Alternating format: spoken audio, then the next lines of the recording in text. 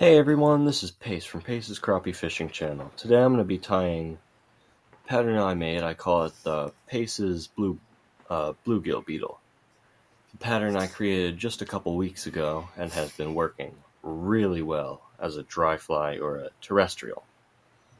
It's tied on a size 10 straight shanked hook with 70 denier Vivis thread or 12-aught Vivis thread. You wrap until the hook starts to curve, the hook shank, and then you grab olive. It's like hairy chenille. Didn't show it for too long, but it's pretty much chenille with like hair on it, or fur, and then you push the fur back on the chenille, and then wrap over just a small section of it. You only take about a 4-inch section of chenille, you don't need too much. And you secure it on the hook, doesn't matter where, it can be messy. And then you wrap the thread all the way back up to the hook eye. The clawing in the background is a dog. My neighbor's dog.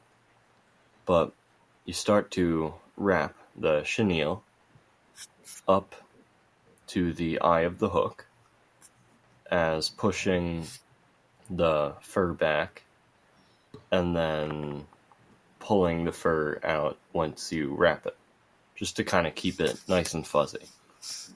This I like to take a little more time with to be a bit more precise so you can actually see the fuzz and it doesn't show the hook too much.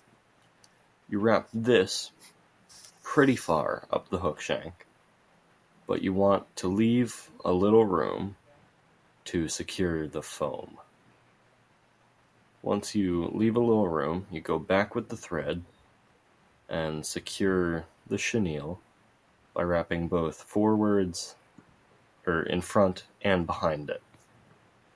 I wrap around a lot because I've had flies fall apart, mostly because I was just starting to tie, but still.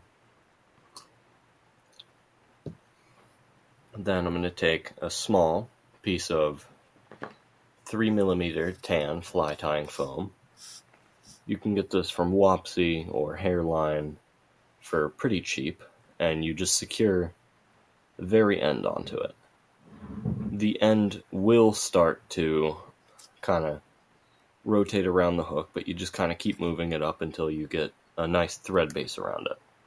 And you try and just cover the little bit at the bottom. You try and cover the point. I like to cut into like a triangle tip or an arrow tip on it, just to help secure it. Smaller area to wrap thread around. And you can put the foam closer to the eye or not. I just didn't do too close for this one to show you in the video.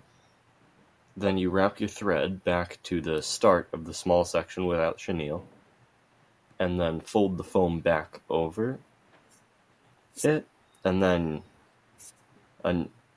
go over it evenly with the thread.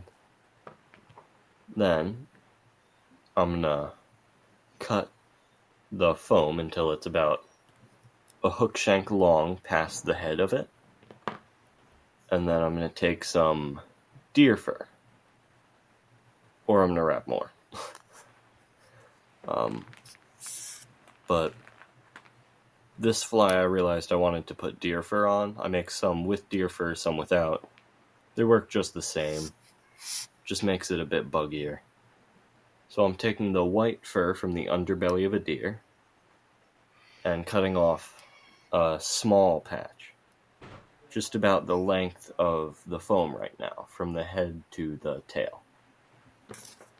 Then I'm going to secure it on just like an elk hair caddis.